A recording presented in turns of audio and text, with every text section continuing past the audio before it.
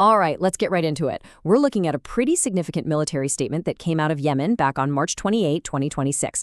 Now, this thing sent ripples across the whole region. It's short, but trust me, every single word in it is packed with meaning. So, what we're going to do is break it all down, the claim they're making, why they say they did it, and what they're trying to achieve.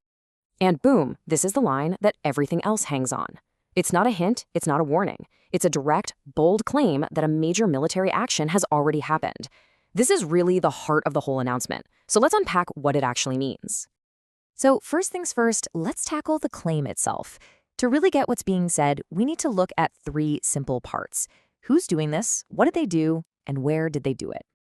Okay, so if you look at the details, they're actually super specific. First up, the who. The Yemeni armed forces are straight up saying, this was us. Then, the what. They're not talking about small stuff here. It's a barrage of ballistic missiles.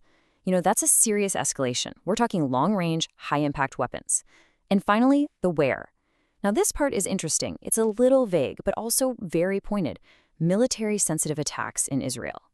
And just to pin this down in time, the announcement itself was made on March 28, 2026. That's the day this claim was officially put out there for the world to hear. So now we've got the who, what, and where. But that leads to the biggest question of all, doesn't it? Why? What's the reason they gave for an action this dramatic? And that takes us right into our second section, the justification. You see, an action like this always comes with a story, a reason. And this statement is very deliberate about explaining its motivations. Let's dig into the why. Here's the key. They're not presenting this as some isolated attack out of the blue. No, it's framed as an act of solidarity. They call it an immediate intervention in support of their allies, which immediately turns this into a story about a collective response. And they don't leave you guessing who these allies are. They list them right out: Iran, Lebanon, Iraq, and Palestine. By calling this group the fronts of resistance, they're painting a picture of a much bigger, region-wide struggle, not just a local one. And there's another piece to this puzzle: the timing. The statement makes a point of saying this operation was timed to happen alongside heroic operations by fighters in both Iran and Lebanon.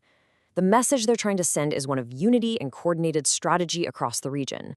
Okay, so we've got the action and we've got the reason. But what's the end game here? Where does this all lead?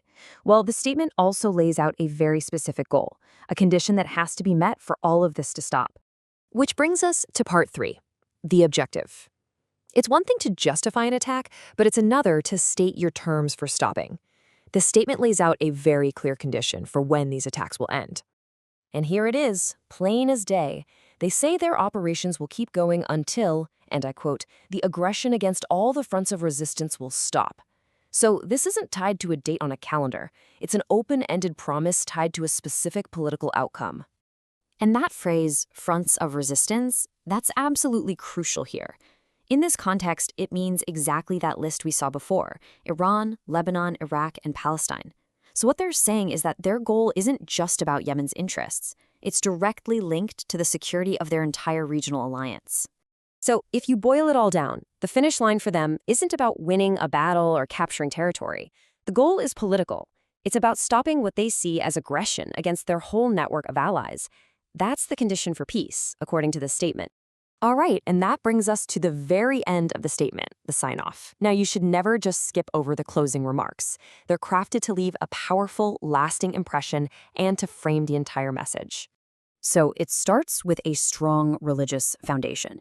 Using phrases like, Allah is our supporter, frames the whole military operation as something that's not just political, but divinely approved. It's a powerful way to justify their actions to their audience. And right after that religious framing, you get this huge dose of nationalism, a call for an independent Yemen, and a declaration that victory belongs to Yemen and the free people of our nation. It's a really interesting 1-2 punch of religious faith and national pride. So let's just pull all that together for a second. We've really got 4 main takeaways here. First, there's the big claim, right? A direct missile attack on Israel. Second, the why behind it. They're framing it as an act of support for their allies in the region. Third, the goal. What's the end game? Well, they say they'll keep going until aggression against those allies is over. And last but not least, the framing. It's this really potent mix of religious and nationalistic ideas all wrapped into one message. And that really brings us to the final thought here. When you break it down like this, you see how one single, very carefully worded statement is so much more than just news. It's an attempt to build a narrative, to define a conflict on their own terms for the entire world to see. And it kind of leaves you thinking, doesn't it? How does a single statement frame a global conflict?